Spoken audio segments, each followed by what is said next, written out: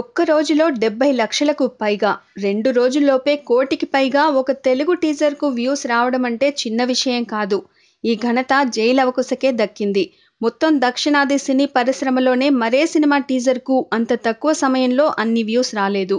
దీన్ని బట్టే jail అవకుశ teaser జనాల్లో ఎంత ఆసక్తిని రేకెత్తించిందో అర్థం చేసుకోవచ్చు. ఈ టీజర్‌కు అంతటి ఆదరణ ఎందుకు దక్కిందని ఎన్టీఆర్‌ని అడిగితే ఆసక్తికరమైన సమాధానం ఇచ్చారు. నెగటివిటీ అనేది చాలా స్ట్రాంగ్‌గా ఉంటుంది. పాజిటివ్ అంశం స్లోగా వెళ్తుంది. ఎవరన్నా ఏదన్నా అంటే మనం కూడా ముందు నెగెటివ్‌గానే అనుకుంటాం. జైలవకుశ టీజర్‌లో నెగెటివ్ షేడ్ బయటకొచ్చింది కాబట్టి త్వరగా జనాల్లోకి వెళ్ళింది.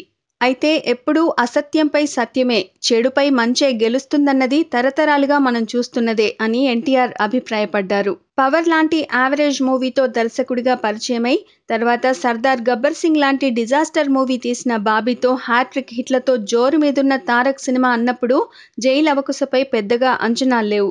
కానీ ఇటీవల విడుదలైన జైల్ అవకుశ ఫస్ట్ టీజర్ చూశాక మాత్రం జనాల ఆలోచనలు మారిపోయాయి.